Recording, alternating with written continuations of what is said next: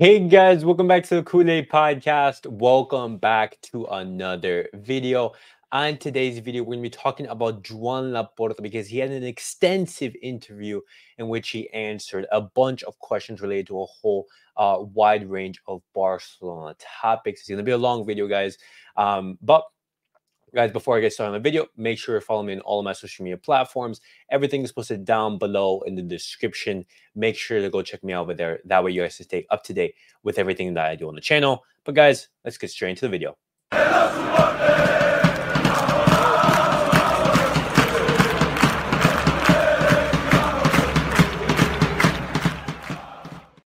All right, guys, let's get straight into the video and let's talk about Joan Laporta because he had an extensive interview, in which he was really transparent with a lot of Barcelona topics.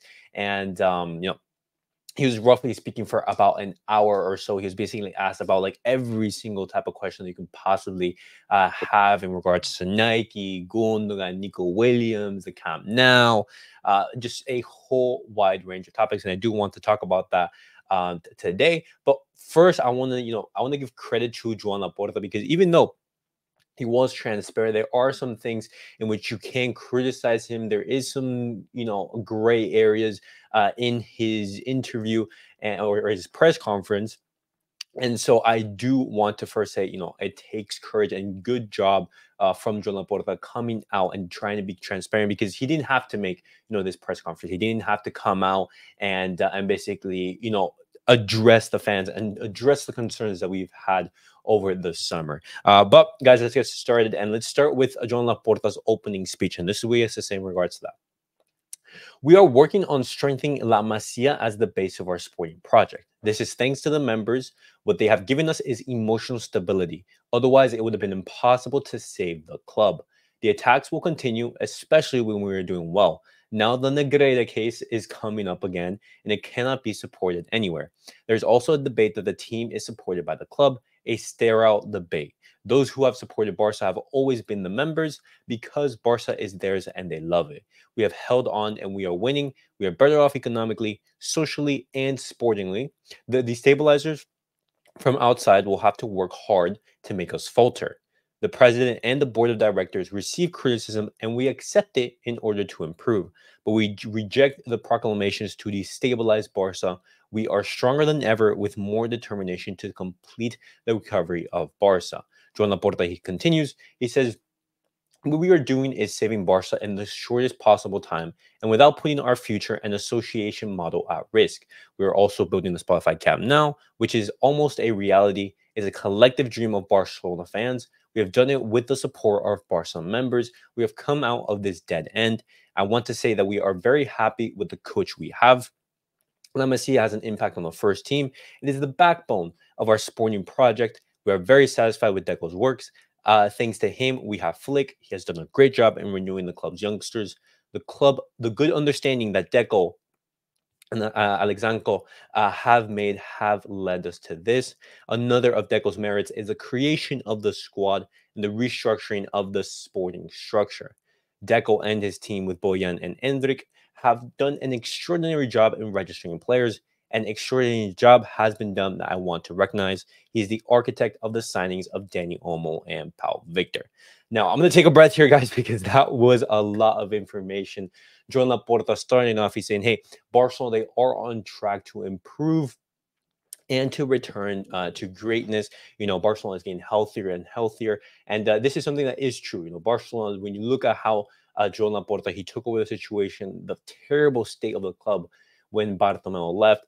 Joan Laporta, he has and his board, they've done a tremendous job in, getting Barcelona to this level, but it is not without faults. There are, periods and things that the board has done well. And, Joan Laporta, he talks about that. He says, hey, you know what? There is criticism and we accept that, but we do not accept, for example, people trying to destabilize the club. And this is, mostly from, I would say, opportunists, such as, Victor Font or potentially those who are fans of Bartomeu and Rosell. people who are just trying to criticize Barcelona, but without coming up solutions in how to improve the club. And we know that because, and as well, he talks about the Negreira case as well. Like every single time Barcelona do well, Negreira case news comes up, and that's just people from outside trying to destabilize the club. He says, hey. We accept the criticism, but as long as it's constructive and aiming to improve Barcelona and has Barcelona's best interests at heart, not those of people who are just looking to make the news and create headlines. And then he also talks about Deco, and he basically protects him.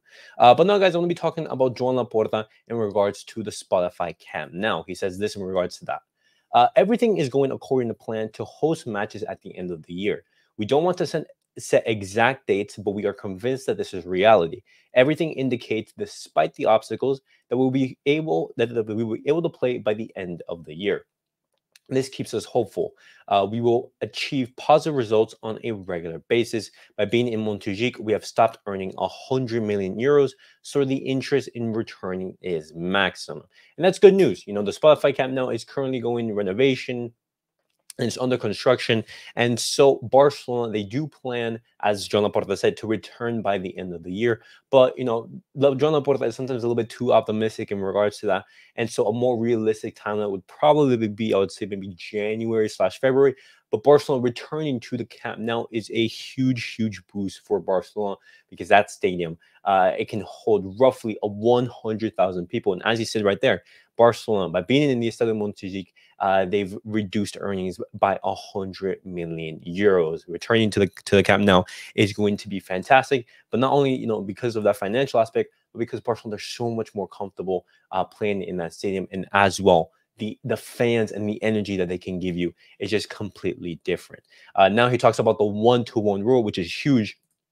He says, all clubs are having difficulties. We will get to the 1-to-1 rule, but the sporting pace does not always coincide with the economic pace. We are a club that generates more money than it spends, with significant investments and the best contracts on the market. We could have been in the 1-to-1 rule this summer. The easy thing was to say that it was a good contract, but we have thought that it can still be improved. We will be 1-to-1, but it will always be welcomed by La Liga if it were to be more flexible without neglecting economic control. They have been very strict with the rules. It could have been more flexible. It would help all clubs. So right there, it's interesting that Joan Laporta, he says that. He says, hey, we could have been to the 1-to-1 rule, but we have decided not to. And that's interesting, because when we do talk about the Nike contract in a little bit, Barcelona, they could have had the opportunity to return to that 1-to-1 rule and, been a little bit more competitive in the market.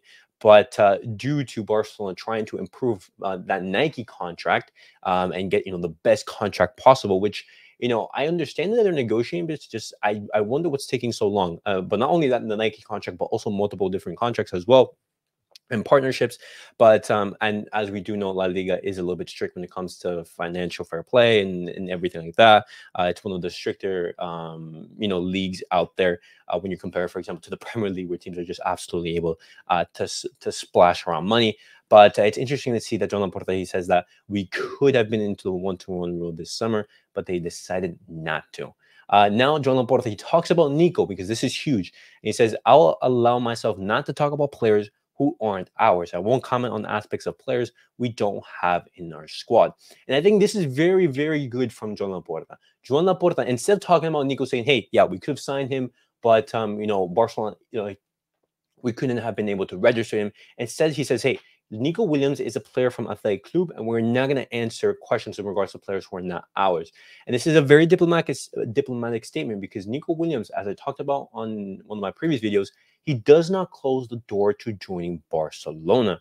And so by Laporta saying this, he doesn't create problems with Nico, and allows, that door and conversations to be had potentially in a couple months, potentially in January, when Barcelona's FFP situation is a little bit more clearer, or as well in the summer that is to come, And now Joan Laporta, he talks about the Joaos. He says, in the team configuration that Deco and Flick have made, they have decided not to include them. They were on loan and have gone their separate ways. Joao is at Chelsea, and Cancelo is in Saudi Arabia.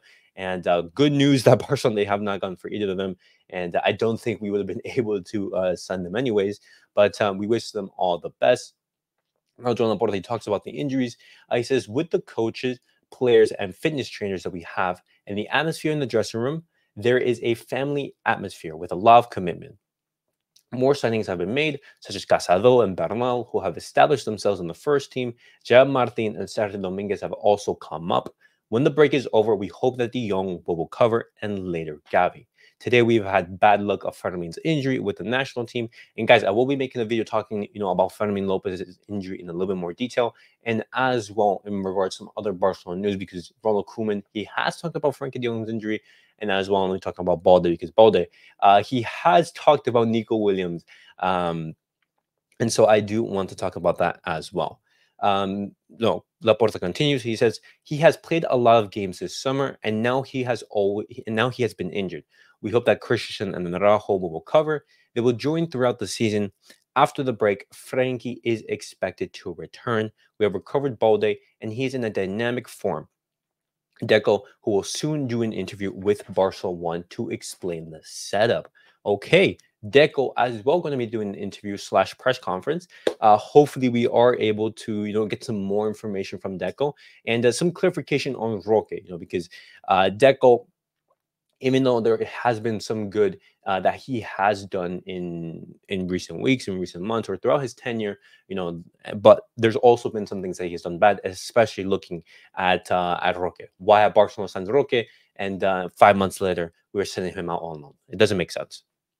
But continuing, Laporta, he now talks about almost registration. He says, we will now have the chance to be in the 1-to-1, and the final registration will be extended. We have taken advantage of Christensen's solution. The doctors, with Dr. Bruna, worked very well. They've made medical reports that were clear and conclusive.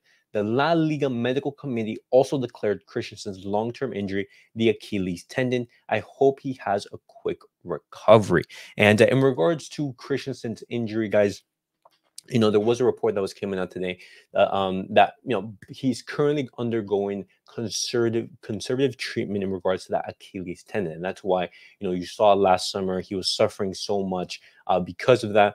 He doesn't want to take surgery at the moment, and this is something that has been bothering Christensen long term. You saw Xavi take him up with multiple different games and everything, but this is something that Barcelona are going to have to look at. Potentially, surgery is the route to go down towards. But if Christian does have that surgery, then he would be out for an extended period of time.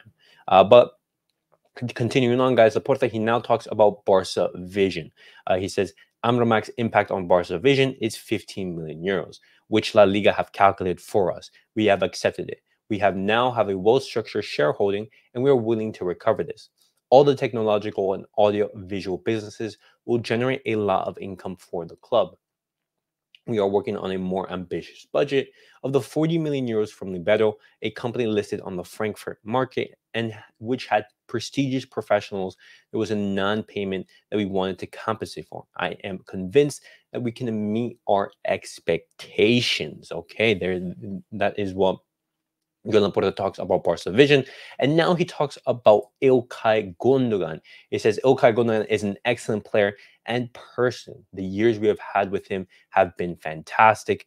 After meeting with Flick and assessing the situation of the squad, he decided that he wanted to leave. It is a sporting decision exclusively. With the incorporation of Dani Olmo, he was a player who performed a similar function to that of Gundo. It was a sporting decision of the player and the club. I've heard that is a financial decision, but no. Okay, so this is very interesting, guys, because in Gundogan's farewell message, he says, "Hey, I'm sad to leave the club, but if it can help Barcelona financially, then that makes me a little bit sad." That is what Gundogan said, in that farewell message. And Joan Laporta, he says, no, it's not because of a financial decision. It's because of a sporting decision. and that is in conflict with what Gundogan has said. And my take on this quote from Joan Laporta is that he's not going to come out and say, "Hey, Barcelona, we wanted to sell Ilkay Gundogan because we simply didn't have the FFP situation to register, or the FFP space to register Dani Olmo." I think both things can be true at once. I think that, for example, Hansi Flick, he would rather prefer Dani Olmo over Gundogan, and thus would have had a reduced role in the team. And as well, because of Gundogan's departure, it also helped Barcelona financially, because Ilkay Gundogan is not going to say, "Hey, I'm not in Hansi Flick's plans, and so I have to go." That's not going to make sense. And so I think both of them can be true at the same time. But Joan Laporta saying exclusively a sporting decision, I don't agree with that. I don't agree with that because Barcelona, they were pretty much in a panic trying to register Dani Olmo. It's that simple. But it's interesting to see what he has to say in regards to Gundogan. Um, but now he talks about the excessive optimism from the club, and even from him at times, because Joan Laporta, he is a person who basically views a glass half full instead of a glass half empty. Joan Laporta, he says, "I don't think that excessive optimism has been sold. I like to generate hope and motivate. We didn't get to the one-to-one rule because we didn't want to. We would have signed the contract for sports equipment. I respect your work in reporting and opinion, but this type of agreement requires discretion. If you have any questions about reporting, I'm nobody, but it's very easy to call the Barca communications team so they can inform you or guide you on what the club is working on. What we explain is what it is. I like to motivate and convince. I don't like to make frivolous proclamations so that people believe in things that aren't true. We are very satisfied with the work that our executives are doing. Some said that would take us 10 years and we will complete the recovery in 3. And, that's something that I understand, but at the same time, Joan Laporta, he has been, I would say, at fault for some of basically the misguided optimism that Barcelona have had throughout the season or even throughout the summer, because Barcelona, they came out in the summer and said, "Hey, we're going to sign Nico Williams. We have the financial ability to go after him." But at the end of the day, Barcelona, they've only been able to complete the signing of Dani Olmo. And even then, Barcelona, they've had to weaken the squad in order to make that happen. That's something that we Barcelona fans are a little bit upset with. And so, I understand this Joan Laporta quote, but at the same time, I have doubts. With Joan Laporta, he continues, and now he talks about the Nike contract. He says the sports equipment contract that we are going to sign will be the best contract in the world of football. It is a negotiation. I would love to explain it, but there is enough material to write a book about this whole process. The thing is that I am bound by a confidentiality agreement, and until it is closed, I cannot explain the negotiation process. Okay, so he's bonded by a confidentiality agreement, so he can't talk about the specifics about the Nike contract. But as I said, a couple minutes ago, why is this contract taking so long? I understand that Joan Laporta, he wants to get the best possible contract, but the thing is, uh, we've been saying, or the media has been saying, that this contract was supposed to be signed at the start of the summer. We're already in September, and it's been months. What's the holdup in this contract? What is Barcelona waiting for? In order to sign the deal, because is a couple more months going to change negotiations in some way? I maybe potential increases in revenue from Barcelona, or potentially some more business or sponsorship deals can potentially help this Nike contract move along. But I'm confused. I need some clarification on this. But then again, because of that confidentiality agreement, Joan Laporta, he can't really talk much about it. But I really want to know why. What's the holdup in regards to Nike? Joan Laporta, he's asked about Ilkay Gundogan again. He says it's a sporting decision by Barca, by Gundogan, and by City, because he had been brought back. At the time, Gundo came without a transfer fee, and it was only fair that there was no transfer fee. It has had an economic impact, but the reason has been a sporting decision. And right there, he doubled downs, and he basically said, "Hey, we let go of Gundogan because of a sporting decision." Now, Laporte talks about Hansi Flick. He says, "We are demanding from Flick work, professionalism, to be a coach who lives day to day with intensity, to be a coach who offers us a football that we like. We are in agreement on everything, and he is laying the foundations for the objectives to be met. He is a man who does not look for excuses and makes do with what he has. He is demanding, but we have no specific title set. What Flicks wants is what we want, and we will work to achieve it.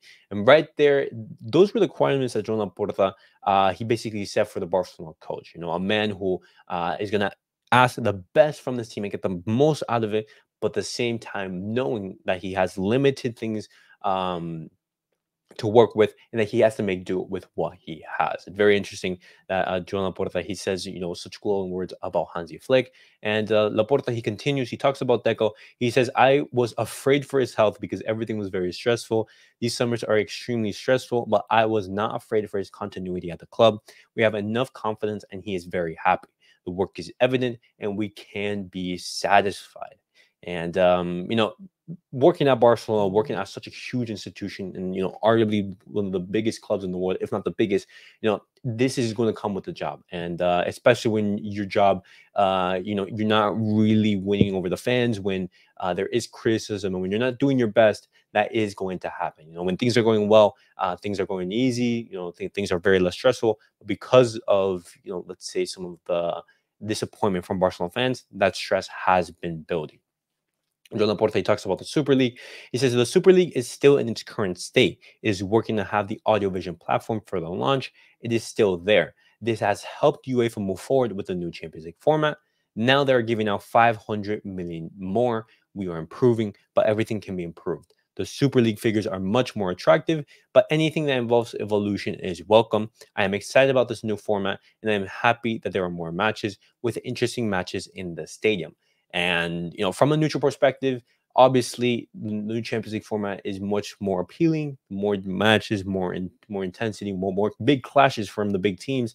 But from a player perspective, more matches is not the good thing, because that means more potential to get injured.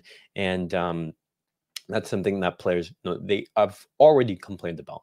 But Laporta, he talks again about the Nike deal. He says, it's been 7 years since that happened. I can't talk about the specifics of the negotiations, the Nike contract, or whoever. This contract does not impact the accounts for the 2023 and 2024 season. It would impact the accounts for the 2024-25 season. It is an agreement that has been worked on by all parties. It will be the best agreement in the world of football. And Joan Laporta, that's his intent. Joan Laporta wants to get the best possible contract for Barcelona. That's the goal. But as I said, a couple seconds ago, what is the holdup? What is the holdup? Why is Barcelona delaying this so much? He talks about Real Madrid. He talks about the relationship with Real Madrid, and he says relations with Real Madrid are bad because they have appeared in the Negreira case. We have had many complaints of false statements around 20. Let them continue doing what they want, and we will also do what we want to do. Joan Laporta, he now talks about Roque. He said, we have had 4 clubs as well as Betis who wanted Vitor Roque. Now he will have the opportunity to show that he is a great player. We are hoping that he can show his quality.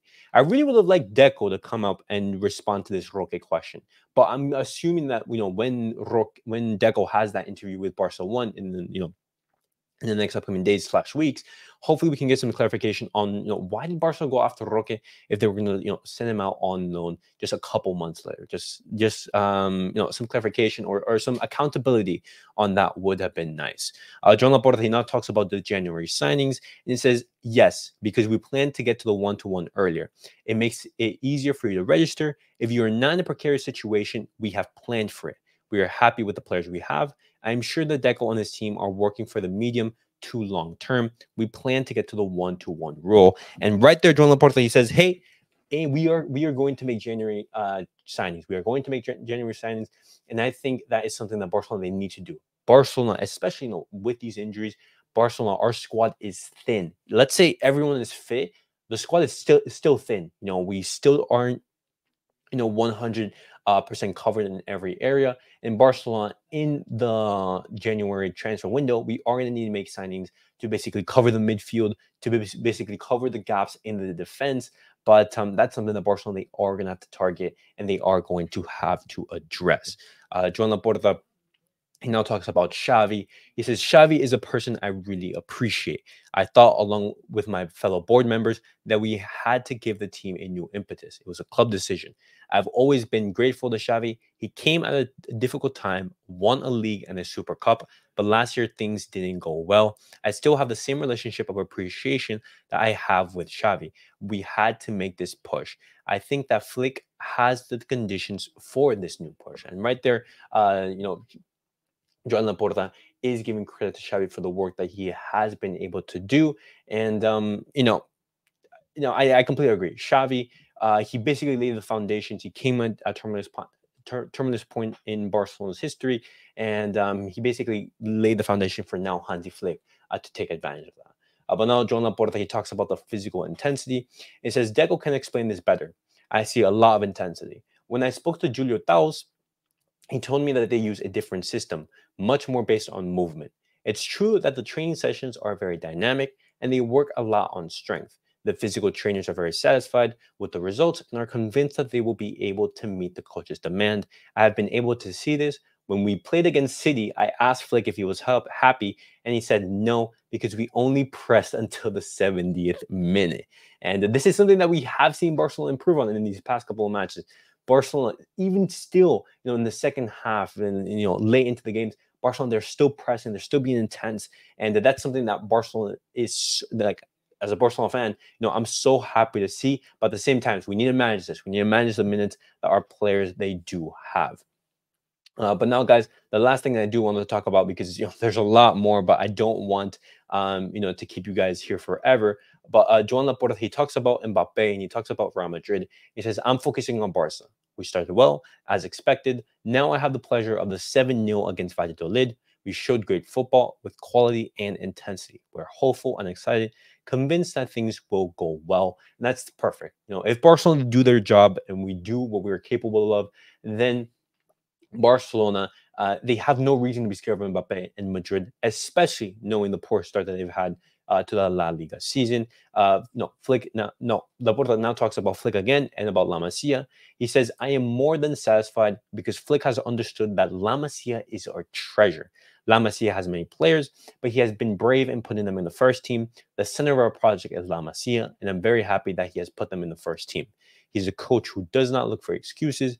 It is a real decision. He has seen the talent we have at La Masia, which is greater than the rest. And La Masia, the backbone of Barcelona and their sporting project, but as well, knowing that Barcelona is looking at their financial restrictions, it also, is something that Barcelona, they just have to make do with.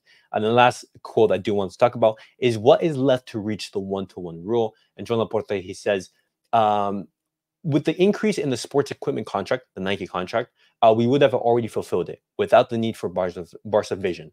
Otherwise, if we do Barca Vision, we would already be there with the savings we have made with the players. We would need a guarantee of 20 million from us.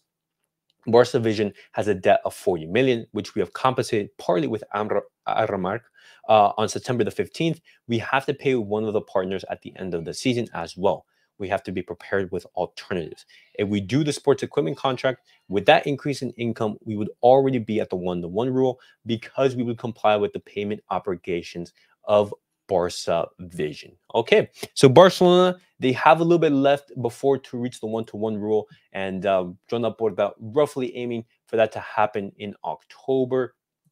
He does talk about that in a little bit more detail. But it's been a long video, guys, in which I talked about Joan Laporta's press conference, in which he talked about a wide range of Barcelona topics. Looking at some of his quotes, and I leave you guys with that quote saying, "Hey, Barcelona, they could have been to the one-to-one rule, but they decided not to."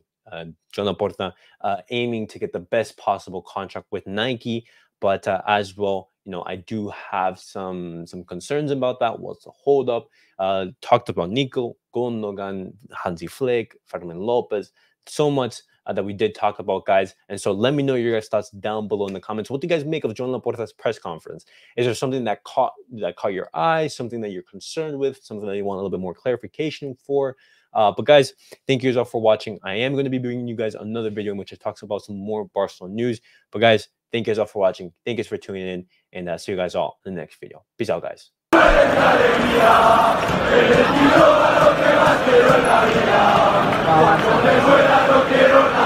Avanza.